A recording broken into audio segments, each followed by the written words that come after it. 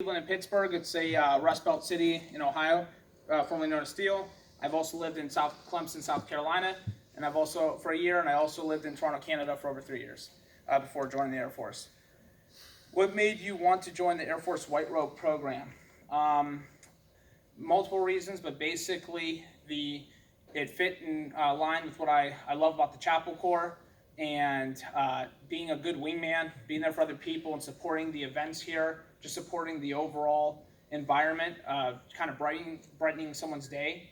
And I think when you see other people happy, even though you might be going through a tough time or I was stressed about other things in life, it really changes the mood for yourself. It actually benefits them, and it ends up returning it to you, which is kind of surprising but pretty incredible. So it brightens your mood as well. So being a good wingman, I would definitely say. And it became even double in the meeting when I got into the religious affairs program, so I felt they went hand in hand, and I couldn't be happier with that decision. If I could take three things to a deserted island, I hate to be the typical rhetoric, but I would definitely say the flint and steel combo bracelet, tarp, and a hatchet. And if I cannot copy off my other wingman, I would definitely bring an endless supply of food. I bring my wife for great company, and she's smarter than I am, so that would help me survive. And my race walking shoes to keep me sane and keep fit in case I have to fight off any other rivals or anything. So, animals and such. Someone trying to give me at least a little bravery. Who is my biggest role model? That's also a twofold question. I would definitely say my coach. He's an Olympian for South Africa.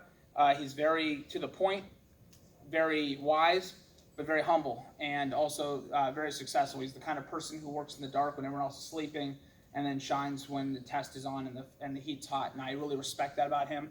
I respect his humanity towards other people, and we both have had to live abroad, and I've gotten to know him and see that. So I would definitely say him as my role model, but I'd say on a daily basis it would be my wife as well, because there's so many strengths she has that I do not have, and that's helped me to grow as a man, and it's changed my life for the better forever.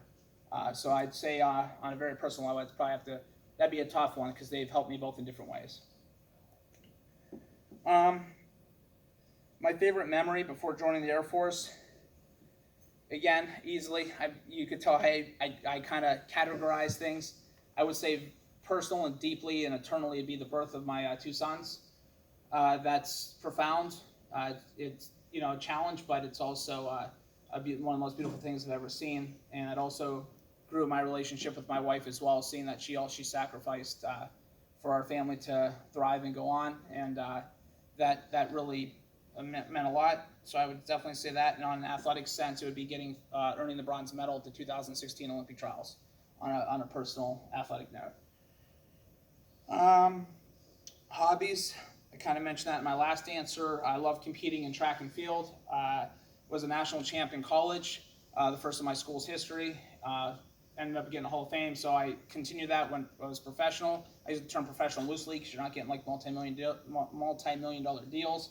Just trying to make the Olympics, which to me there's some things money can't buy, and I think that's a pretty incredible experience that I've had, and I continue it no matter how far I end up going. Now that I'm 34 years old, I'm in the military, I have a family to support. I'd still like to continue to race as long as I can, wherever that leads, or even get into coaching and officiating for race walking. So our slogan in race walking is "Don't judge me," because it's a judged event. So that would be probably my biggest hobby: learning about history, learning about other cultures, and meeting other people. I love to meet other people and learn about other people. I think that's something that, outside of taking care of my priorities in the day, I love to learn, and I love to enjoy people's company. If I had to have one food for the rest of my life, I'd say avocado, because it's healthy. It's because it can go good on sandwiches. It can even go in salad. So I like it because I know it's healthy, and when I eat healthier food, I function better, and it minimizes, it gives me more mental clarity as well.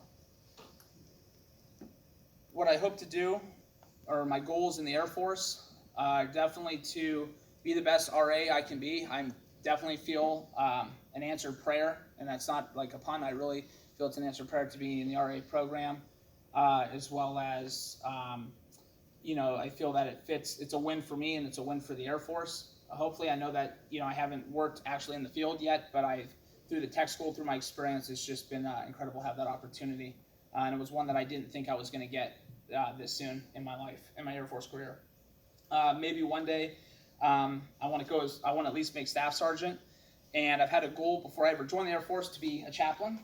But I need to figure out how I'm going to provide for my family, of course, because I can't just not work and go to school. I need to figure that out, but maybe there'll be a conversation for later with Chaplain Casey. So, and then on a personal note, I'd like to also spend more time with my kids as much as I can when I get to see them, and help have the time with them I didn't get to have with my father growing up. My father died due to MS, and my parents divorced when I was 10 months old, so that left a void, and I'd like to hopefully take advantage of that to appreciate the time I'll get with my kids. And I also want to race for the Air Force in their world-class athlete program. This is a part of the track and field team, or in the CISM World Military Games. So, thank you.